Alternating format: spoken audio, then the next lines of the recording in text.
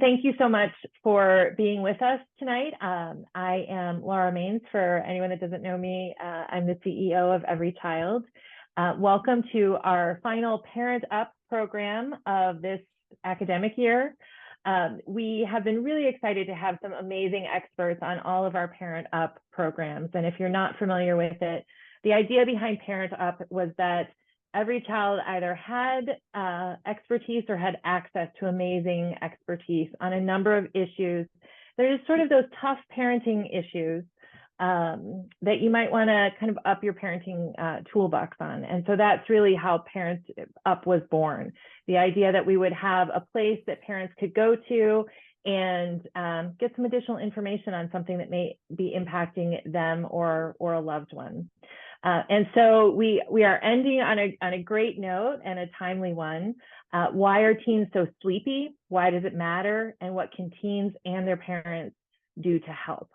And so this presentation will begin with a discussion of the science behind adolescent sleep and rhythms, and will describe the pervasiveness of insufficient sleep among adolescents.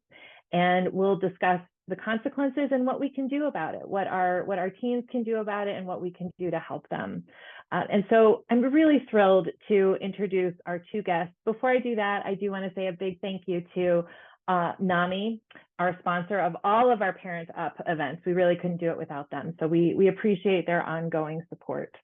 But our experts tonight are Dr. Brant Hasler. Dr. Hasler is an Associate Professor of Psychology, and Clinical and Translational Science at the University of Pittsburgh. His NIH-funded research program focuses on the role of sleep and circadian rhythms in regulating mood and motivation, particularly as they pertain to mood disorders and substance use in adolescents. In addition to his research program, Dr. Hasler is actively engaged in research mentorship and clinical supervision, as well as direct clinical practice, and is the director of the accredited Behavioral Sleep Medicine Training Fellowship at the University of Pittsburgh. And also with us is Dr. Jessica Levenson. She is an assistant professor of psychiatry and pediatrics at the University of Pittsburgh School of Medicine. She's a licensed clinical psychologist who conducts clinical work in the Center for Adolescent and Young Adult Health of UPMC Children's Hospital of Pittsburgh and the Center for Sleep and Circadian Science within Western Psychiatric Hospital. She specializes in the evidence-based treatment of sleep and mood disorders. Her work focuses on the development and testing of sleep-focused interventions for adolescents in community settings with the goal of improving sleep to promote mental health and functioning. So with that, thank you so much for being here, and I will turn it over to both of you. Oh, and you're muted. Thanks so much for the introduction, Laura. It's a pleasure to be here. I know Dr. Levenson and I both love the opportunity to sort of share what we know about sleep and try to make it useful to the community. So I'm going to share my slides, and I'm going to be running the slides today, although we're both going to be going back and forth and talking. So we'll see how this goes.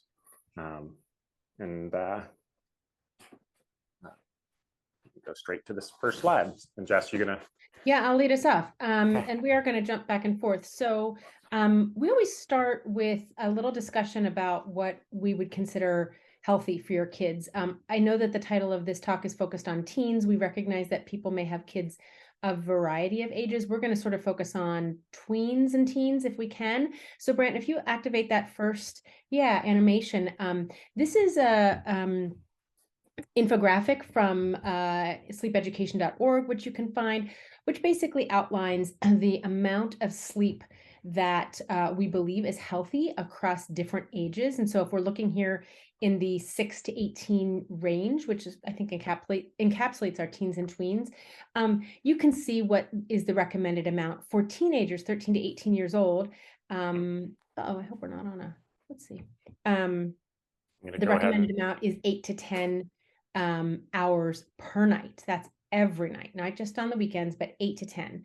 And so I'm going to show you in just a second this same graphic presented slightly differently. You can go ahead, Brant.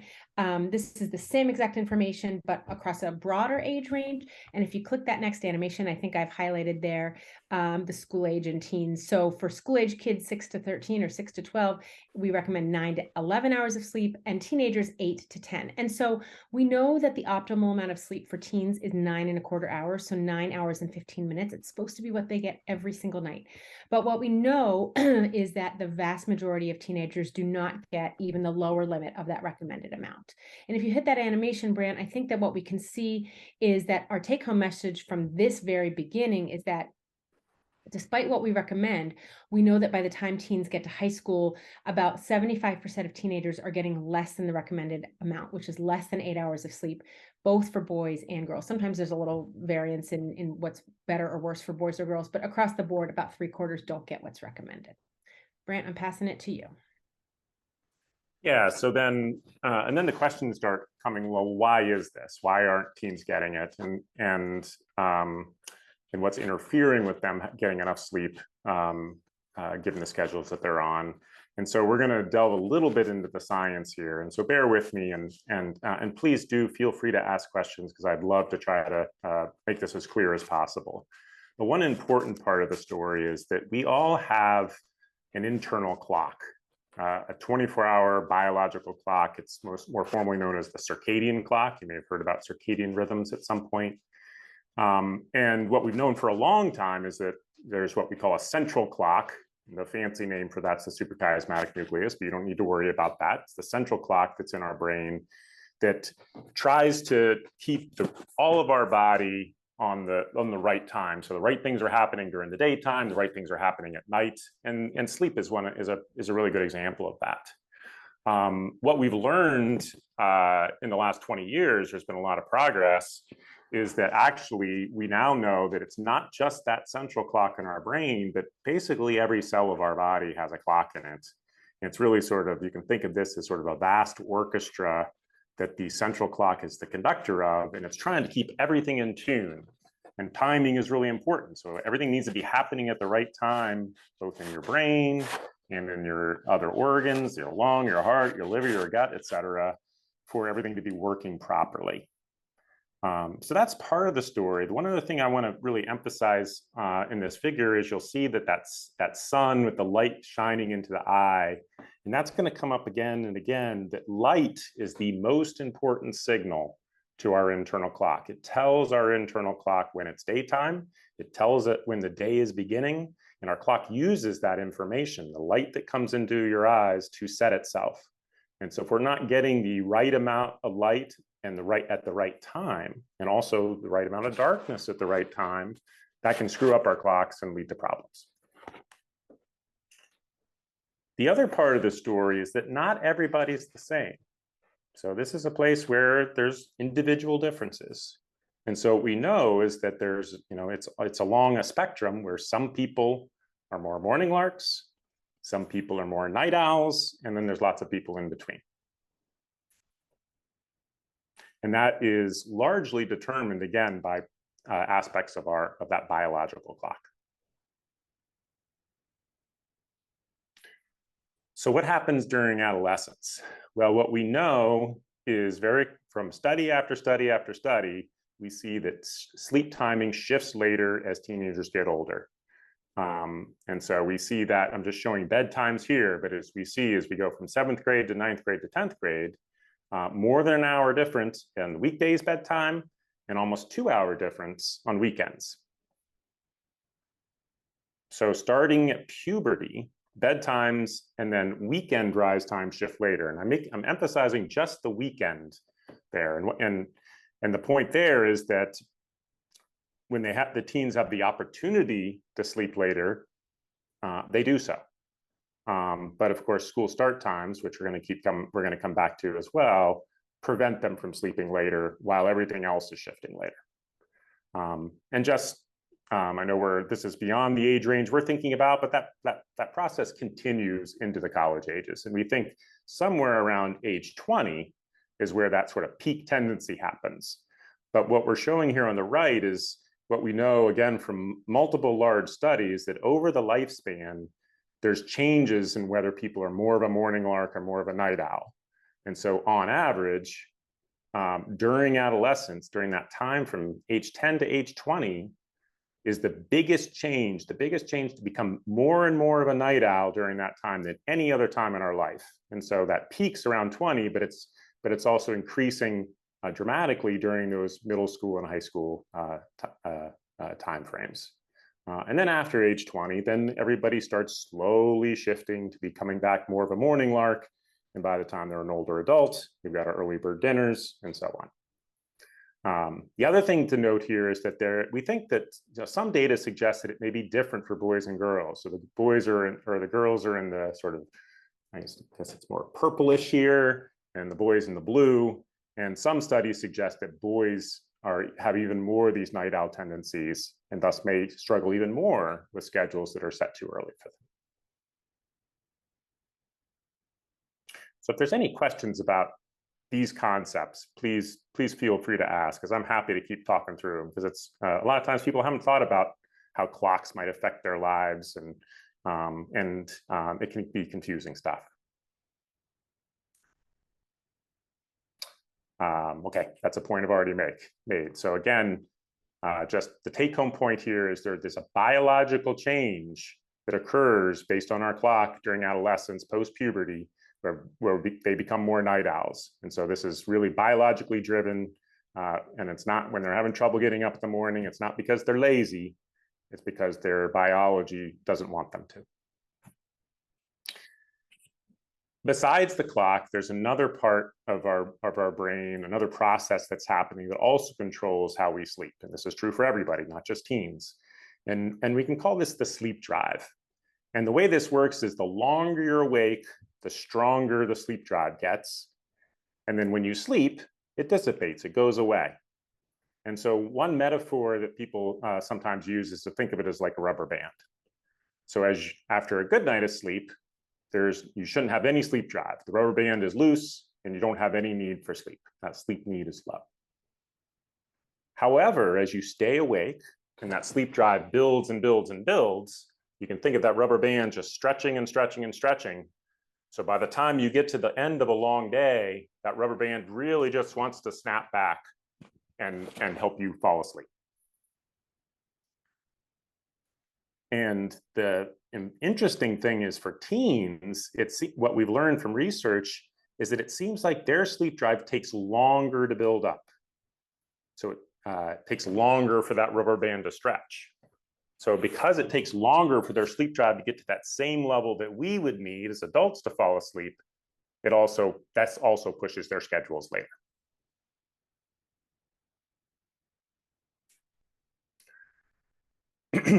So between the sleep drive then and this biological clock, which again, making the same point here, we have our biological clock that's telling us to be awake during the day and sleep at night. In teens, the clock is set later, making it hard to fall asleep and wake up if the schedule is too early. Together, this is in some ways what's been called the perfect storm, that they have the sleep drive and the biological clock set to have them prefer later sleep schedules, but then what's being asked of them often requires them to be on earlier schedules. And again, this is biology. It is affected by their behavior. It is affected by their mood. It's affected by their thinking, et cetera. But it's not teens being lazy on average that makes it difficult for them to get up in the morning. So we can see how this plays out then with school start times, where again, if the circadian time, the biological time is shifting later, at the same time that their clock is shifting later, they're facing the earliest school start times they've ever faced. So instead of getting later from elementary to middle to high school, like their internal clock is, instead school start times are getting earlier from elementary to middle to high school. So going in the exact wrong direction. And so if their preferred sleep-wake timing, and this got a little screwed up, should be from about midnight to 9:30, and this is on a 24-hour clock, so 0 indicates midnight. On school nights, teens may be trying to go to bed early and fall asleep, but their internal clock's not ready for them to fall asleep yet. So then they have insomnia, difficulty falling asleep. And then they have to get up much earlier than their clock would prefer. So they're getting they're losing sleep and they're sleepy during the day. And then they're also trying to operate in the morning, again, when their brain wants them to be asleep. Then on the weekend, they stay up late to do the things that teens do.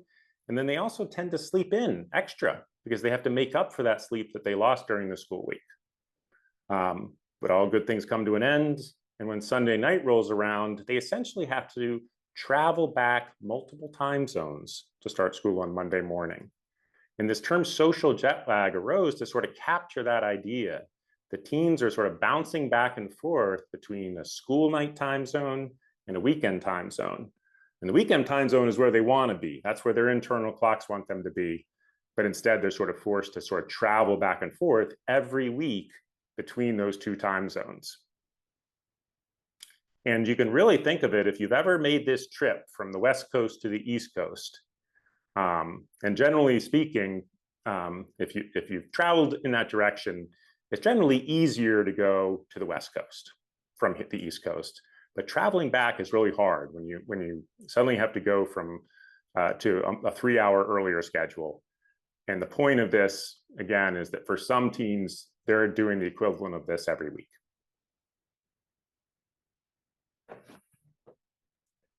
So again, I'll pause there. And if there's any questions about that, if there's anything I could explain further, I'd be happy to do it. Can you talk a little bit about, because you had mentioned that then, teens are sleeping even longer on the weekends because they're making up for that sleep that they missed during the week. Is that possible? Because we hear different things that you can make up, if you don't get, even as adults, if we don't get a lot of sleep one week, then we take 2 days and sort of catch up on sleep. But does that help, or does that kind of further disrupt your clock? Yeah, well, so it's a complicated topic, and I'll try to sort of break it down into the sort of the important parts. So on one hand, just as you said, we've all, the news has gotten out there that you can't make up, the weekend's not enough to make up for, losing sleep all week. And to some degree, that's true. We don't think that catching up on the weekend is enough to completely counteract what happens during the week. On the other hand, it does make a difference, so it doesn't get you all the way there. But on the other hand, people need that sleep at some point. Your body is asking for that sleep, and it's sort of contributing to that sleep need. So on one hand, we want to say, yes, if the weekend is your opportunity to catch up on that sleep, then we think it's a good idea to do that. The problem is, and this gets more into the science, is that our clocks are not so good at jumping around in such big leaps. So again, this idea of bouncing back and forth from different time zones. And so our clocks really want the schedule to be pretty similar from day to day. That's really what they evolved to, they evolved to sort of deal with the changing day across the year. Dawn gets a little later, a little earlier, but it's like a few minutes each day, not multiple hours. And so the problem is that the clock has a lot more trouble doing that big jump. And so when teens sleep in or adults sleep in, they're making it even harder for their clock to do that adjustment. So it's really, and that's one of our challenges then. So how do we balance those things? We want an opportunity to make up for some of that lost sleep, but at the same time, we also know that can make it harder for our clocks to adjust. And how do we sort of balance those two? And in some ways, there's no perfect answer to that, but we'll try to sort of keep talking about what we try to do about that as we go. Did that make sense? Yes, it did. That was helpful. Thank you.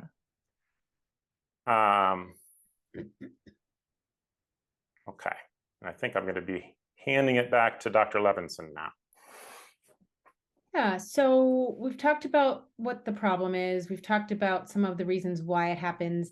We're just going to spend one slide on the bad things that can happen as a result of not getting enough sleep. We really could spend a few hours talking about this. What's on this slide just skims the surface and is not meant to scare anybody, but really to say that Sleep affects all areas of our lives. I really have a hard time thinking of almost anything that is not impacted by our sleep. So when we don't get enough sleep, of course, we're sleepy during the day. We've seen that in the data. We know that drowsy driving is associated with not getting enough sleep among teens. And there's a stat here that Dr. Hasler has added that says, did you know in one county-wide school district in Kentucky, car crashes decreased by almost 17% after the school district moved school start times 1 hour later. And at the same time, car crashes increased in the rest of the state where they didn't make a change. And so that's not a direct correlation to show that more sleep is better, but we know that kids tend to get more sleep when school start times move later. So some really compelling data there. Of course, sleep is associated with academic performance. What's next there? Athletic performance. So this is one we really love to talk about with teenagers because they care about their athletic performance if they're an athlete. There's a number of different studies across different sports, but one that's really great from, oh my gosh, more than 10 years ago now. There was a study of the Stanford University basketball team, and what they showed was that I don't know what's going on with this, but that's here right. Running keeping you on your toes. shooting, that's right. Running speed and shooting accuracy improved when they extended their sleep period, whereas it did not when they had sort of their regular restricted sleep period. And we see that across tennis. We see that in different sports. And this is some of the really compelling data for the teenagers that we talk to. Substance use, of course, Dr. Hasler could talk about that a lot. He's an expert on substance use. We know that not getting enough sleep is associated with using substances as well as depression, I think is our next one. What's really interesting about depression is that not getting enough sleep is not just associated with depression at the same time, but that when you don't get enough sleep at one time, it actually predicts the development of depression later, which really is compelling to me and tells us that we might be able to do something about mood and helping maintain healthy mood if we can address insufficient sleep. And I think we have one more here, right? Overweight and obesity. If you click that next one, we have a stat here from a study from 2015, just to suggest that teens that get short sleep are more than twice as likely to become overweight or obese as those who get enough sleep. So when we're talking about mental health, physical health, substance use, athletic performance, there's lots of reasons to be concerned about insufficient sleep. And so what we want to do is spend a good portion of our time talking about what you and your kids or the kids that you work with can do and try to give you some tips and tools. And we'll try to give enough time for some discussion. So on the next slide are the sleep tips. You can go through them, Dr. Hasler. These are not going to seem like rocket science. I think it's the application of these that's actually quite important. Everyone knows to give yourself enough sleep opportunity, have good sleep habits, keep a regular schedule, use light and dark to your advantage. We're going to go through each of these in more detail. These probably are not going to surprise you, but hopefully we can give you some details about how and why to do this and perhaps how to talk to your teen or tween about this that will make it a little bit easier. You want to go to the next slide? Great. Is this still me? Yes. Yes. So, give yourself sufficient sleep opportunity. What that really means is that we want kids to get the recommended amount of sleep based on whatever the National Sleep Foundation, the American Academy of Sleep Medicine, we have this chart here saying, please get this right amount of sleep. But we have to work on giving them enough opportunity to get that sleep. Most of the teens that I see are busy. They have jobs, they have grades that they care about, they're in extracurriculars, they might be taking care of siblings. And so honestly, having enough time to sleep often is a challenge. They might have to get up really early to take a bus to school, and it takes them a while to get home. And so what we really suggest is to build in that sleep opportunity into your schedule, just like it's anything else important. We need to think of sleep as an activity that we care about and that we schedule. So you have soccer practice until 9 p.m. Then you have to come home and do your homework. How's this all going to work? And so sitting down and really thinking about, how am I going to fit all these important things in? What is important? And is it possible not to have sleep be just sort of the thing that's left over that I get to when I happen to get to it? Because for a lot of our teens, they just get to it when they can. And what we want is for sleep to be much more front and center, having the opportunity. One of the great ways to make this more front and center is to track it. So there's a lot of wearable devices these days, whether it's a Fitbit, an Apple Watch, that will track your sleep for you. You can use a sleep diary, and we have a link at the end of our program here for where you can find an online sleep diary. There's various versions. If you can't find the one you need, reach out to us. We're happy to help find the one. And we ask teens, or we ask parents to work with their teens on just tracking. What time did you try to go to bed? How long did it take you to fall asleep? There's all sorts of questions. And then you can look back over a week or 2 weeks and see, what does my pattern actually look like? Where am I going well? Where am I not going so well? And what can I learn about my sleep and how I feel based on tracking my sleep? I'll pass it back to you, Dr. Hasler. Go ahead. And I was just going to say, yeah, I mean, all the fancy stuff, the wearables, the online stuff, those are great. But all you need is a piece of paper. And the patients I work with, we just hand them a paper diary that they fill out, and that works just as well.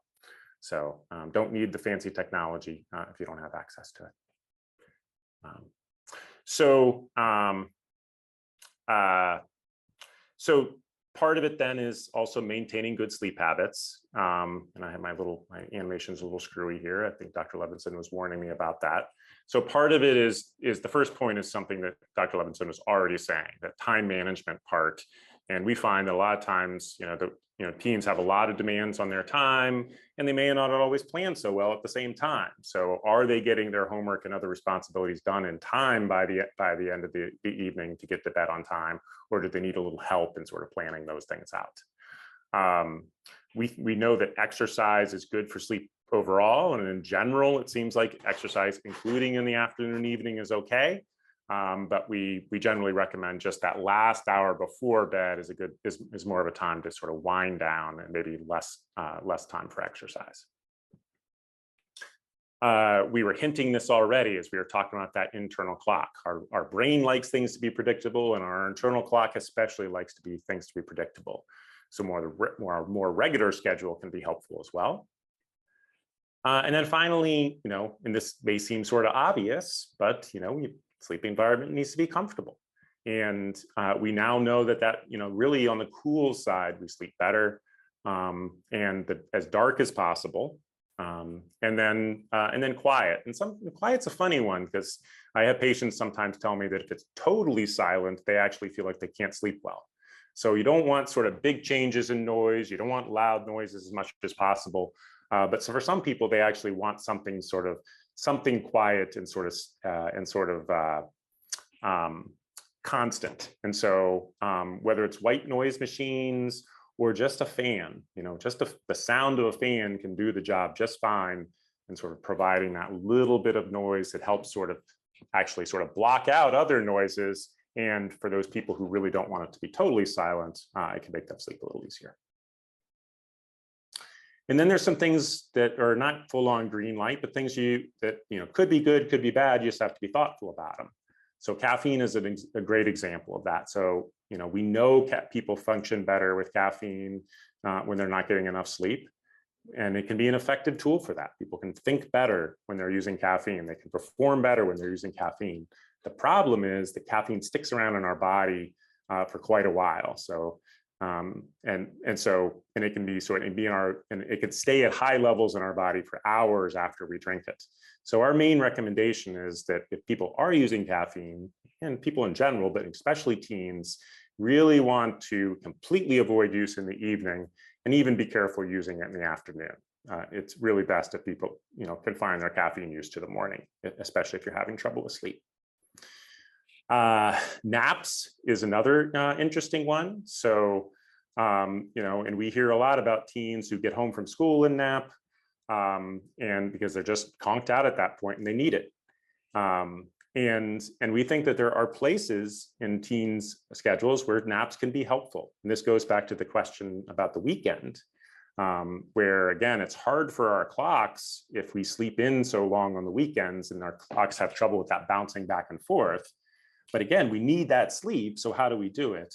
And this can be another place where taking an afternoon nap actually can be a way that doesn't affect our clock as much, but gives us an opportunity to sort of catch up on the sleep we need. Now, one thing I'm noting there is to keep it less than 45 minutes. And that's another interesting thing, is that we found, with both, my patients tell me this, but we've seen it in research study after research study. When people take really long naps, they often actually feel worse after the really long naps. and then it often tends to interfere with their sleep at night. So a lot of studies suggest that keeping those naps shorter actually tends to give more bang for the buck. So you sort of get the improvement in alertness, you feel better afterwards, but you don't get that sort of hungover feeling, and it's less likely to affect your sleep at night. And then this is a big one that we'll come back to again. So electronic devices. And there's a variety of reasons that we think that they can be challenging for sleep, especially when used right before bed. And we're going to talk about these lighting issues as well. But at the same time, we know that the electronic devices do a lot of good things too. Whether it's staying in contact with our friends, or reading, or watching interesting shows, or what have you. So there's a lot of good things they can do, and it's really being thoughtful about the devices that's the most important part. And then there's just a few things to really think about in terms of sleep that, especially as a teenager, you want to just avoid. And so one of the things that we know is that when people stay in their bed when they're unable to sleep, and when they're worried or frustrated, and they spend a lot of time in bed in those sort of negative experiences, that our brains start associating our bed with those things. And it makes them actually more likely to happen. And so we really want our bed to be a place that's calm and peaceful, and a place that just really promotes sleep. So we try to keep those negative experiences out of the bed as much as possible. And this last one I put in here, not because I think that so many teens are using alcohol as a sleep aid. I don't think that's true, but I think it's education about alcohol, both for teens and adults, I think is useful when it comes to sleep. Because it's one of those things where people find that alcohol, some people find that alcohol helps them fall asleep. But what we know is that even though it helps people fall asleep initially, in some cases, it tends to disrupt sleep overall. And so we really want to be sending that message both to our parents and our teens who will eventually be parents, who will eventually be in positions where they can use alcohol, that alcohol may have a place in society, it may have a place in your social lives, but we have to be really careful when we're thinking about its effects on sleep.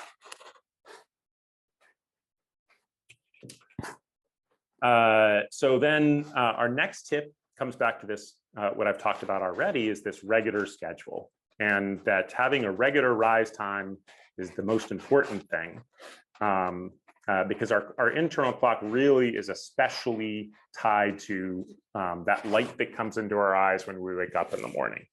So we're generally trying to keep people have as regular schedules as possible. Again, not just teens, adults too. And so ideally, that means not sleeping in more than an hour on the weekend compared to our weekday schedule. Now, this is a real challenge for teens, and sometimes an insurmountable challenge. But sort of having that as the goal, I think, can be at least keeping it as a goal and keeping it in mind can be a good one. And then a lot of people here that have heard that they need a regular sleep schedule, and they focus right on having a regular bedtime and don't necessarily think about the rise time.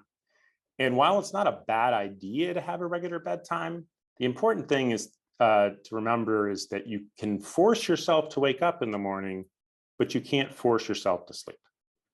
And so if you're choosing a bedtime that's not attainable, that's too early for you to be able to fall asleep, that can actually set up problems and lead to insomnia and sleep problems in itself. And so the little sort of picture there of the surfer, I like the metaphor that sleep is sort of like a wave that you have to catch.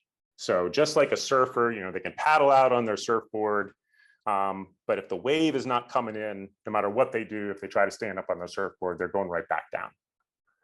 On the other hand, if the wave is coming in, then they can get on their surfboard and successfully surf into the beach. And sleep's the same thing. If the wave of sleep is coming in, then you can catch it. But if it's not there, nothing you do is going to be able to force it to happen. So, so for all those reasons, again, we really want to make sure to have as regular rise time as possible. We want to sort of work towards a regular bedtime, but not try to force something that's not possible. So then the next set of points are all about light and dark. And this, again, requires thinking a little bit about science, what we know from science. And generally speaking, the important thing is that light has different effects on our internal clock depending on when we get it. And generally speaking, if we get sunlight or light of any kind, rather, in the evening, so in the hours before bed, then it tends to shift our clock and our sleep later. It pushes them later. So it's like telling our brain the day is extending longer. So clock, you need to shift later and stay up longer. On the other hand, light we get in the morning advances our sleep and internal clock. It shifts it earlier. Because again, it's like telling our brain the day is beginning earlier. So clock, you need to adjust accordingly. And so if we understand this, then we can use this to sort of improve our sleep. So generally speaking, and this is sort of a general truism, that in modern society, a lot of us are not getting enough light in the morning, and it's making it more difficult for our clocks to do their job. And teens especially, because they have this tendency to want to be later, we need to do everything we can to try to help their clock shift earlier. So increasing that light they get in the morning is one of the ways to do this. Now, the best way to do that is sunlight, okay? But we live in Pittsburgh, and teens are rushing off to school in the morning, and sunshine is not always an option. So there are other ways to do it, and for teens that are especially struggling with it, there are options that basically wearable light boxes. And we have an example here. It's called a retimer, and we use these in our research studies as well. Essentially, the teens can wear these goggles that shine a light in their eyes, and they wear it for about half an hour in the morning while they're going about their routine, and it can help shift that clock earlier. A lot of them don't ever want to be seen outside the house wearing these goggles, and I get it. I have a 15-year-old myself, and we've had some discussions about that. But again, for the teens that are especially struggling, this can be an option. But we can't just think about the morning. We also want to think about nights. So if light at night is going to be a problem for our teens because they already want to be staying up later, and we want to stop things that are going to be pushing them even later, then we want to reduce the light at night. And we want to especially reduce blue light. And I should have mentioned this earlier, but our internal clocks are especially sensitive to blue light. And this has been getting out in the media, so you may have heard about this. So we want to avoid, especially in those last couple hours before bed, we want to avoid light as much as possible, and especially blue light.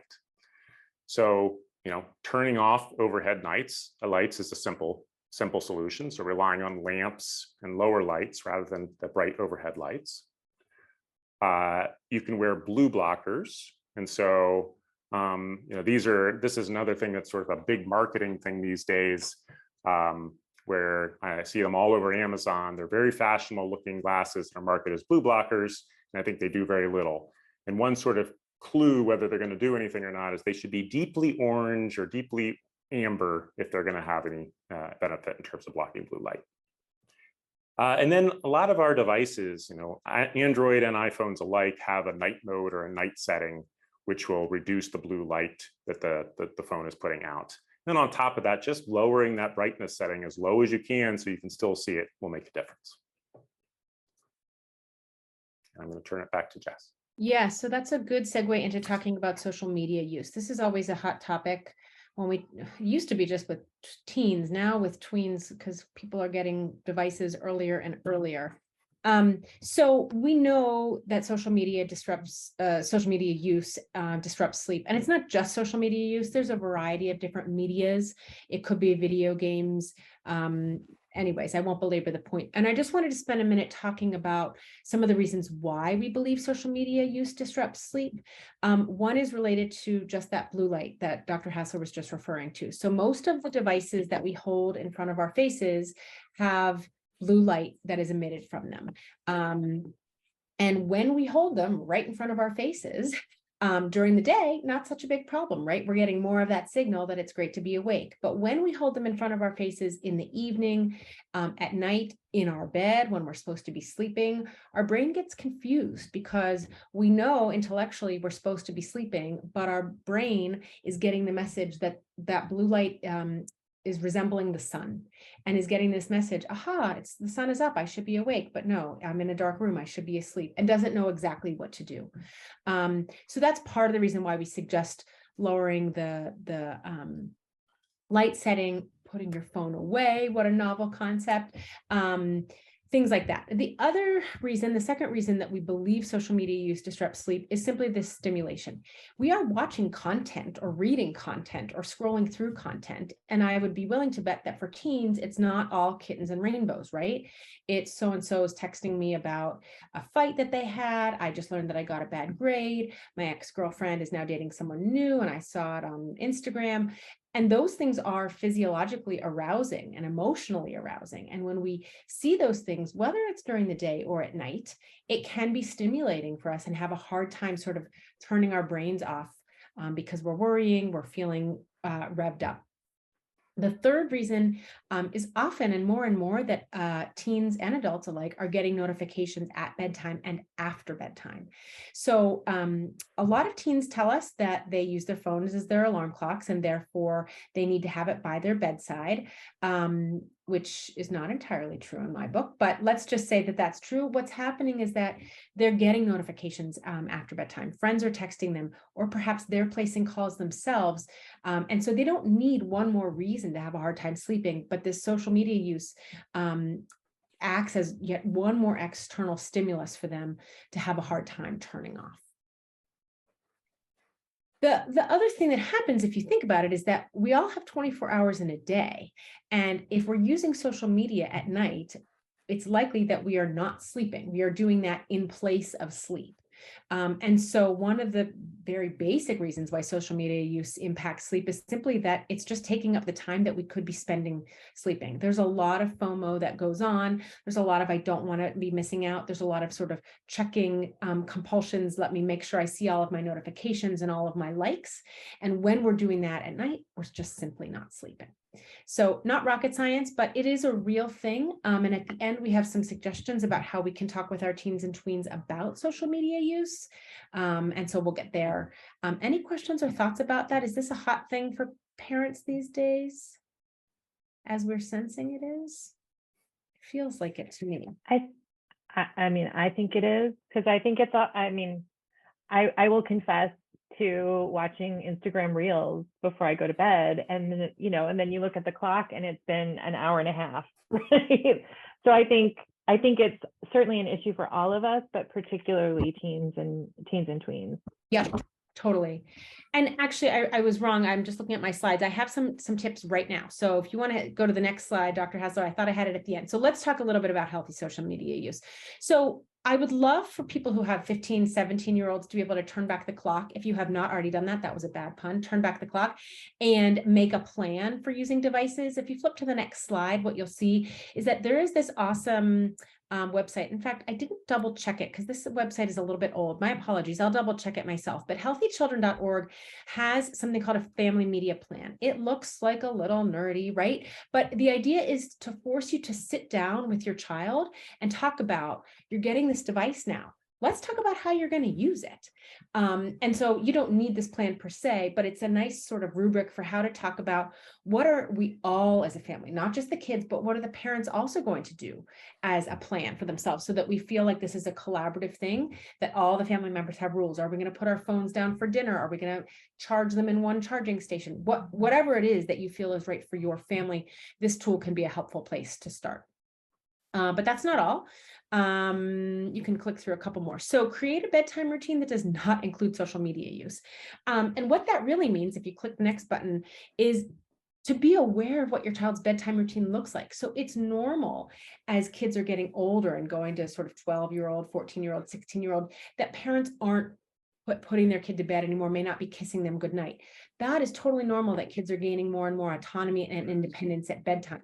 But we want that to be partnered with, I still know what my kid's bedtime routine looks like. I know if they're Instagramming under the covers, or if they're putting their phone down and putting their head down and actually trying to go to sleep. So let's talk about with our kids, what are we actually doing? I hear from a lot of parents that they go to bed before their kids, especially the older teens, which might be what the family needs, but we still want to allow that awareness for the parent to know, is my child using social media at bedtime in a helpful way, and hopefully not using social media at bedtime. And that's related to the next point, which is about intentionality with social media use. Often, and I do this myself, we sort of reflexively pick up our phones or pick up our devices.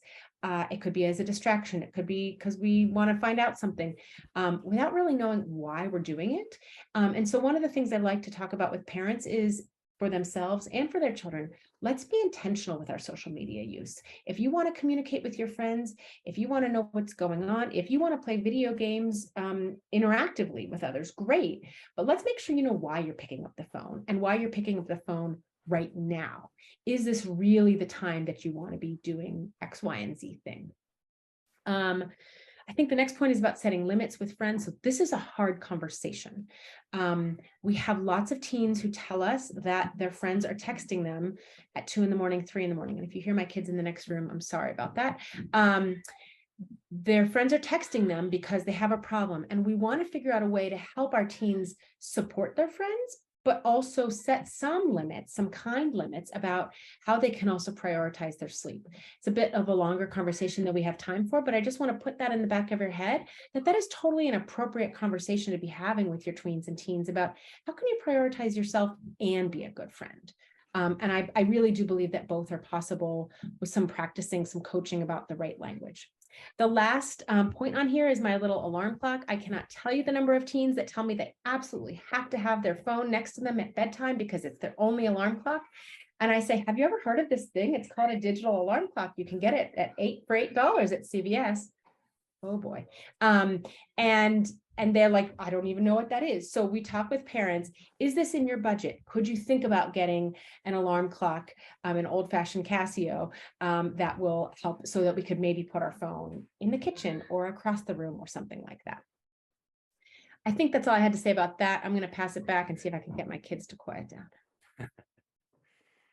So this next one's a little bit funny. And the main thing is I want to really make sure we talk about a little bit about melatonin, because melatonin is more and more out there with pediatricians and family doctors recommending it and parents wondering about whether it should be used or not too. And melatonin can have a place in managing people's sleep. And the important thing to understand about melatonin is it's not like other sleep medications. Melatonin is a natural product in our body that it's actually a hormone, and we call it a hormone of darkness. One of the many things it does is it tells our brain that it's nighttime. So when we take melatonin, it is essentially doing the opposite of light. It says, oh, well, nighttime is beginning, and so I need to shift earlier and start getting ready for sleep.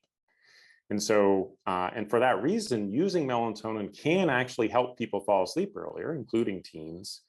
But if the problem is staying asleep, melatonin is basically not good for that. And so if you're hearing from your pediatrician or your family doctor that melatonin is an option because your teen's having trouble staying asleep, then you may want to reconsider. The other thing is that the way melatonin is marketed is completely inappropriate for what we know about how it works. And that you see higher and higher dosages being out there. They're sort of mixing in with all sorts of other things as well. And what we actually know is that lower doses are plenty to do the trick, and then they're less likely to cause problems. And so I'm usually telling people to start with 0.5 milligram, 1 milligram at most if they're going to use it, which you can find at Rite Aid or CVS, but you have to look a little bit more. And really to make sure to avoid anything over 3. And then if we are using this in this way, not as like a way to just fall asleep directly, but if we're trying to use it in our teens who are night owls or our adults that are night owls to help them fall asleep earlier, we actually take it at a very different time than we would a normal sleep aid. We're taking it almost 4 to 6 hours before bedtime.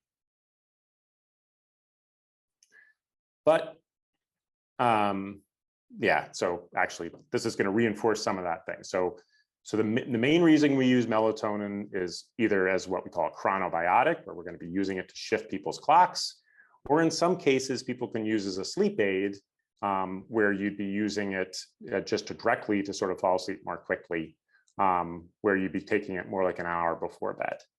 So it sort of depends. Do you think it's more because your teen is more of a night owl, or you're more of a night owl, that you're trying to make an adjustment, or is it really you're just trying to fall asleep more quickly on a particular night? Either way, the message is the same, that melatonin is helpful for falling asleep, and thus, because you can fall asleep earlier, it can help you sleep longer, but not helpful for staying asleep. And then the other thing that I really want to emphasize, especially when we're talking about tweens and teens, is that there's real safety concerns about long-term use of melatonin. And why is that? Well, number one, it's not regulated by the FDA. It's treated as a supplement. And so that means the quality control over the products that are out there is much less. And when they've done studies looking at what's actually in those pills, the individual pills might be way off from what is listed on the label. And even in the same bottle, you may see one pill having 0.5 milligram and one pill having 10 milligrams. And there's very little sort of ability to have confidence about, knowing what kind of dose you're actually getting. The other part is this potential reproductive effects. And this is one of the places where the literature is actually really lagging. And there hasn't really been good long-term studies looking at in youth about what are the harmful consequences of melatonin. And in a lot of ways, melatonin seems safe when they do these studies, but they haven't really done the studies that have really tested this question. And what we know from animal studies, that if you give melatonin to an adolescent animal at dosages that are lower than what we tend to give our teens, it can have profound effects on their reproductive development and really sort of screw it up forever. And so, again, we don't have evidence that this is happening in teens, but more importantly, we don't have evidence that it's not. And so for that reason, we think that it's really important to think about that cost-benefit analysis. That doesn't mean that melatonin can never be used in any teens, but rather, we really think it's a good idea to avoid regular chronic use of melatonin in young people, but it may be okay in short term based on risks. And in a special place where we think that that's true is in the context of neurodevelopmental disorders like autism spectrum disorders, ADHD, and some others. And here's a place where some of the research suggests that actually melatonin production may be disrupted in these teens. And so so in these cases, it may be useful for managing not only their sleep, but some other symptoms. And there was a study that was done, again, with lower doses, but this was several hundred teens with different kinds of neurodevelopmental disorders, again, autism, ADHD, and a variety of others, where they found that not only sleep improved, but over the 26 weeks of the study, that hyperactivity went down, irritability went down, and inappropriate speech went down. So again, there's reasons and there's times where melatonin can be useful, but we just really want to emphasize caution on sort of typical day-to-day use for your tweens and teens. So we just wanted to pause for a minute and talk a little bit about the role of parents. Probably an understatement to say that parents have a tricky role in their relationship with teens and asking their teens to do certain things like, wear their seatbelt, go to bed at a certain time. There is some research to suggest, and if you can hit that next button, Dr. Hasler, that teenagers who have parent set bedtimes have better sleep. This shouldn't be such a shocker, right? But it's really important data that says that when parents are involved in setting bedtimes and telling their kids you need to go to bed at a certain time, they tend to have earlier bedtimes, they get more sleep, and they do better during the day, more wakefulness and less fatigue. But those of you that have teens or tweens probably have had the experience of telling your teen to do something and getting not the most positive response. And so this becomes a slightly challenging thing, because what I don't want to do is tell you all to go set a bedtime for your kid and then just launch them into the world and act as if that will be super easy. You can click to the next slide. Let's first acknowledge that every parent-child relationship is unique. I actually spend a good bit of time in many of my sessions talking with parents and children about what will actually work for them. And even within the same family, a mom and one daughter may have a very different relationship with that same mom and a different daughter. And what works with one may not work with the other. And so really figuring out what will work in your relationship. Can you click to the next buttons? I just want to remember what I have on here. Yeah, and one. So my recommendation here is that if you want to talk with your teenager or your tween about having a set bedtime or good sleep habits, the idea is to talk about, what do we want? What's not going well and what is going well with your sleep? Do you want to feel more energetic during the day? Do you have a big test coming up? What are we looking for? And then what do we need in order to get you there? It's not to have rules just for the sake of having rules, right? It's that we're going to institute some guidelines for your sleep so that we can help you be your best self. And then once we figure out what we think that is, what I generally suggest to parents and teens is to think honestly about how parents can be most helpful. So for some families, the teen says, I want mom to come and tell me it's bedtime. Get your butt up and go brush your teeth and go to bed. And in other families, the teen says, if mom reminds me, I'll just freak and I don't want anyone nagging me. I want to do it myself. And that they're both fine. The point is what will actually work for your family, but having that honest conversation about what the dynamic is and what is most likely to bring about success for you. I'm just sort of scratching the surface here, but hopefully it's giving you a taste of the kind of thinking and the kind of conversations to have. And if you ever need help with that, doctors, therapists, are good people to help moderate some of those conversations. Teachers, counselors. You can click to the next slide. Is this still me talking about schools? How are we doing on time? We're fine. It's 7 o'clock.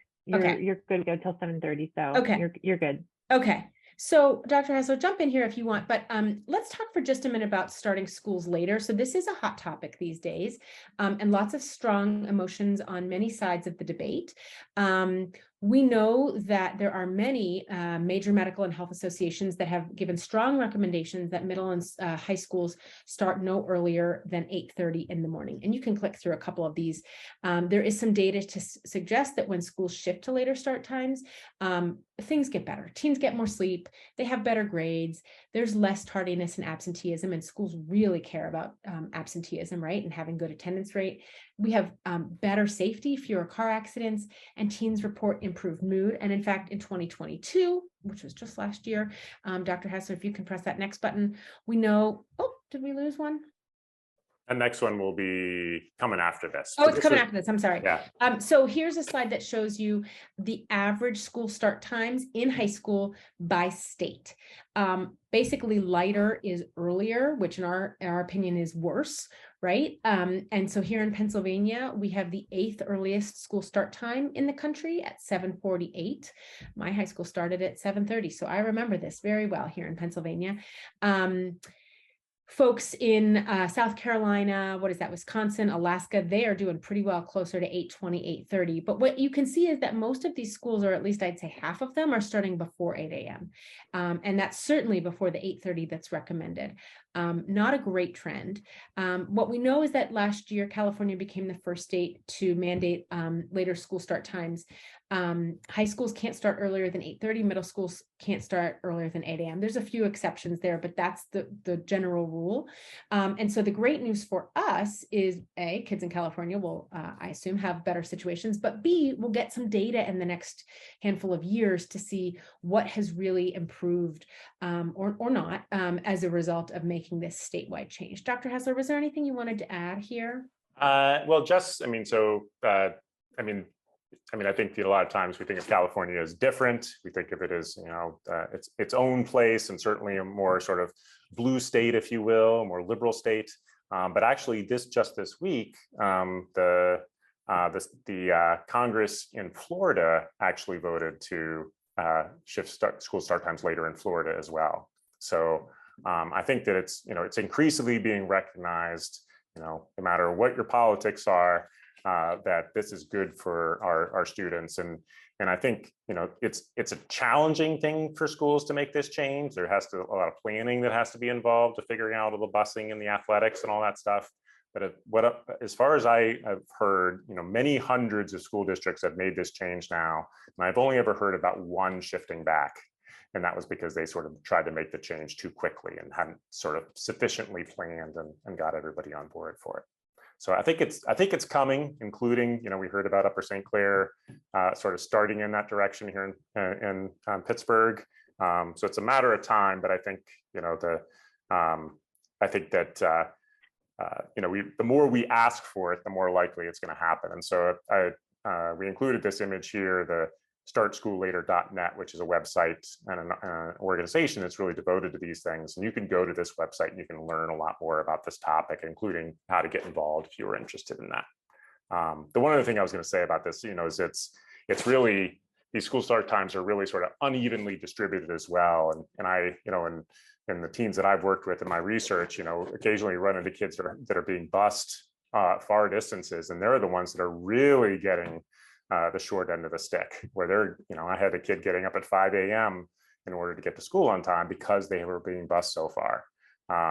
And so, so this is something that we really care deeply about. And all the little tips we were telling you about using light and dark and stuff to help our teens, a lot of that need would go away if we could just have the start schools schedule shift later. So yeah, thank you. And I misspoke. We actually are scheduled to be done at 10. We can go a few minutes, or at 7. I'm sorry. We can go a few minutes later, however, but I had it on my calendar wrong. That's okay. We're almost at the end here. I think our next slide is about some resources that we're happy to share with everybody.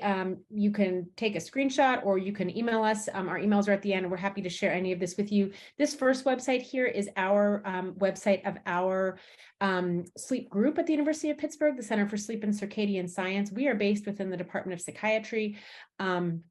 We do research, we provide clinical work. We're happy to chat and give referrals and help however we can. The second link there is a PDF of a sleep diary that we like, though there are many. So you can just do some Googling and see which ones you like and what works for you.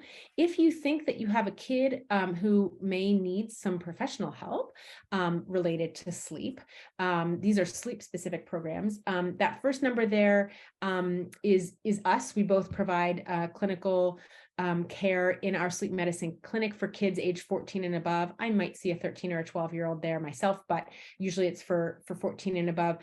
There is also a pediatric sleep program at Children's, which is through the Department of Pulmonology. And that's the second number there. But again, don't feel rushed to need to write these down. We can always send these to you. If you want to click to the next slide, I think there's just a couple of other pieces I wanted to highlight. So the National Sleep Foundation is a great place to get some additional resources and information. It's just sleepfoundation.org. That's an outdated picture, but they have interesting articles, data. They every year do something called the Sleep in America poll, where they study sleep in America, but there's every year a slightly different focus. The next one is the American Academy of Sleep Medicine. This is a little more sciencey, but they also have some great infographics and interesting information. So if you're interested in that, you can look that up, www.aasm.org. And again, I'm happy to send all of these. The National Institutes of Health, if you go to their website and just search sleep, you can find some interesting information, both for adults and for teens, if you're interested in that. What's next there? Okay, so several years ago, we created 2 sleep brochures, one for teens and then one for much younger kids. The not so great part about these sleep brochures, and I can say this because I made them, is that they have way too many words on them and no teens ever want to read them. What's good about them is they have a lot of information in one place. So if you just want one handout about sleep and things that you might want to know, you could have that in one place. And the information is coming from reputable sources that we have pulled together. So this is the one for teens. If you click to the next page, we have one that looks a little more younger, child friendly. If you're ever interested in those, we can send them to you. We can send you a PDF. And I think that's all we have. Have I lost anything? But to say thank you for everything. And feel free to reach out to us because we're happy to chat and help however we can. That's amazing. I want to open it up if anyone, I know we're going to be wrapping it up here, but if anyone has any questions, if you would like to put questions in the chat, you can, or if you want to go ahead and ask, you can certainly. Can I ask a question while folks are thinking? Did I hear correctly that you work with a lot of foster families? We do. In fact, that's mostly our foster families are joining us tonight. And so I know that really, when you talked about kids having to take a bus to school and they're on the bus for a really long time, that's something that we see so frequently because the family courts are trying to balance wanting to keep a child in their home district and make sure that academically they're not falling behind or they're not being disrupted, those social networks aren't being disrupted. And yet sometimes that results in the most harebrained scheduling issues with transportation, where it just seems just fine for a kid to have to get on a bus at 5, not realizing that in some cases they have to be driven to that bus stop. They're getting up so early, and then they're gone from the foster home, in some cases 12 hours for the day by the time they're, if they're in any sort of after school appointment, visitation, whatever else, forget about it. Right. So I mean, some of our folks could probably speak to that more, our foster parents for sure. Yeah, I was going to mention something that we don't usually put in, but I think we probably should start putting in our slides, and our foster families here, I'm sure, have far more insight into this than I do. But Dr. Hasler had on one of the slides something about having a good sleep environment, right? We typically think of that as being cool and dark and calm, right? But for foster kids and other at-risk kids, right, we think a lot about what feels safe. Do they feel like they're in a safe environment? Are they with a safe adult? Are they in a safe neighborhood? What is safe to them? And for some of these kids, just as important as, is it dark enough? Is it cool enough? Is it quiet enough? So I don't pretend to know all the ins and outs. I'm sure you all can teach me, but just as a highlight to talk with these kids about, how do you feel safe at night? How can we help you feel safe? Because that really does go a long way, I think. And it's not just for kids in the foster system. Right? I can touch base on that. I've had my adopted son now for 3 years, but he truly sleeps better on the couch because growing up, that's where he slept. So not did a study, but like I kept track of like how he sleeps on the couch compared to in his room where he has 2 beds, but still to this day will prefer to sleep on the floor. And he says it's more comfortable.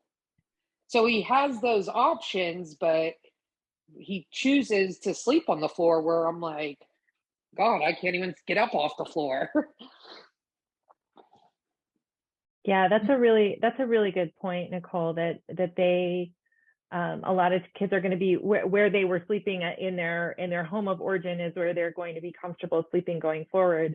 I think it's also, we also see kids who were traumatized in their beds, right? If they were victims of sexual abuse, or if they were witness to it, if they were, I know many times I've been, an advocate for kids, or had clients who, while they themselves were not sexually abused, they were present in, because they shared a bed with mom, or they shared a bedroom with mom. They were present for things that they were too young to be present for, right? They just shouldn't have been there. And so that leads to a lot of trauma response around bedtime, bedwetting. There's a lot of shame involved in that too for some of our kids. So it can be a really, bedtime in general can be a very fraught time in the day of a foster family and a foster child, and can be something that's really when a lot of other behaviors start to improve and a child starts to be safe. Sometimes those bedtime behaviors are kind of the last hangers on in that healing process that we see for sure.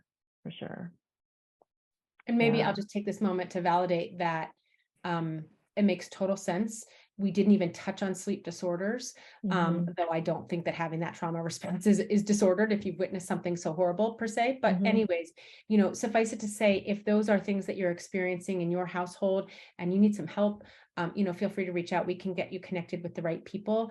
It's so understandable that some of these kids have these responses, and there are ways that we can be helpful, although I'm sure you all are doing your absolute best. So, but I agree. The other thing I wanted to say was about the point you were making about the travel and the school start times, is that the thing we haven't touched on, which really gets me revved up, is that there are huge racial disparities in how far people have to travel based on their race, socioeconomic status, all of those things, resources.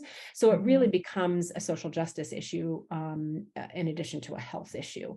So if that's something that you're interested in, school start times really are important for so many reasons. Yeah, absolutely. Absolutely. And even, with the social justice issue, it's not just the kids who are impacted, it's also the families, right? Because if you're going to move the start time later, then there are childcare issues in the morning, there are transportation issues in the morning, and that can be really disruptive for families and for their jobs and for other kids in the home. It can really create a lot of challenges. There's no doubt about that.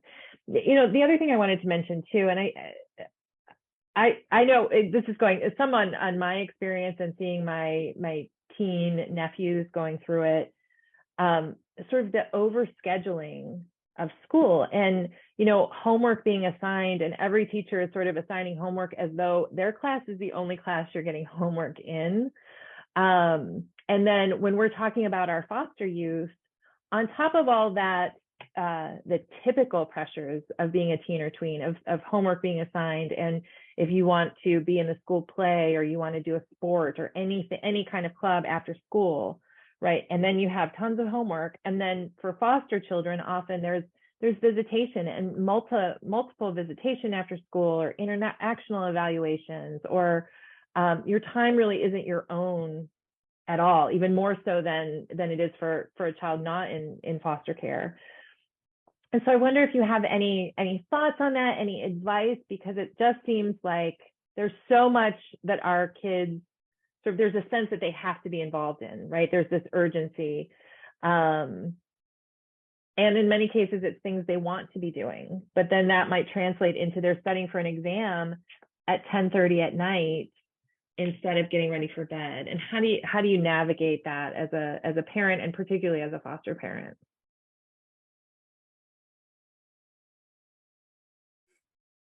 Go ahead, Dr. Hasler. Yeah, well, I was going to sort of validate the concern and also just admit my own sort of lack of easy answers, because I see it happening, all over the place, as you describe, in the teens that we work with, where we're trying to sort of adapt their schedules and sort of get them the sleep they need. It's always the practical challenges that are the biggest thing. Like they have so many demands on them, and how do we make that math work to actually get them to bed earlier? And it's a very challenging thing. And I wish I had a better answer to it. But maybe Dr. Levenson's going to step in here with a nugget. Solve the problem. Yeah.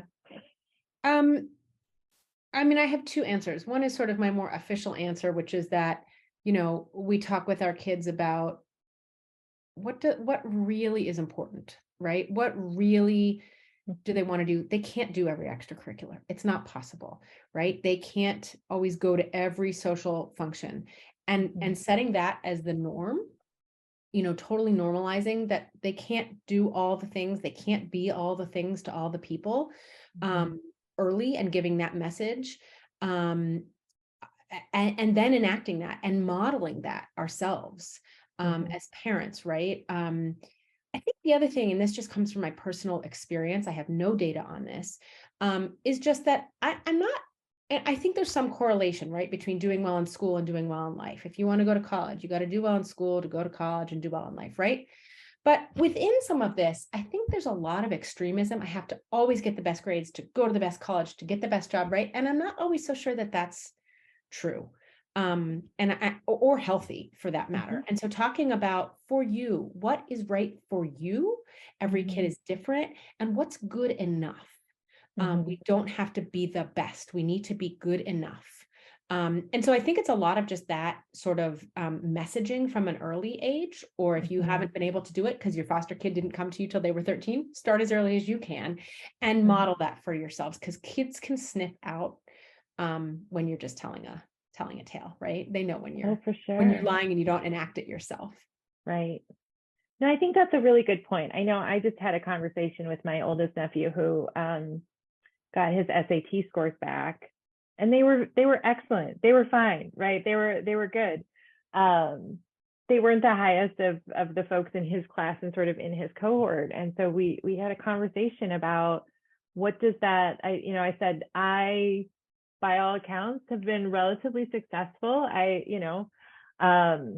and no one has ever asked me what my SAT score was, ever, right? Like, once I applied to school, I've never been asked about that at all. And so I like that idea of, you know, good enough is good.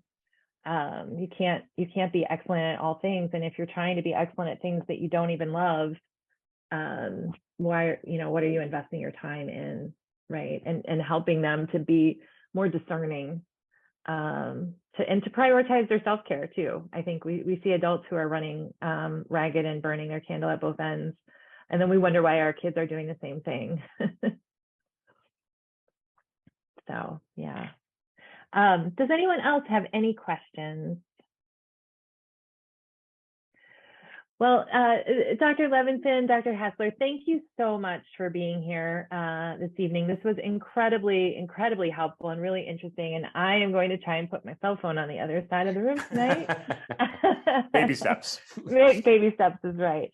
But this was incredibly helpful. We really appreciate you taking the time. And to everyone who attended, thank you so much for being here. I really appreciate it. Thank you to our sponsor, NAMI. And if you missed anything, if you'd like to see this again, check out our YouTube channel, and that is where it will be. So thank you so much for having everyone. us. Yeah. And can we say thank you to our foster parents? You guys rock. Yes. Indeed. They sure do. Thank you.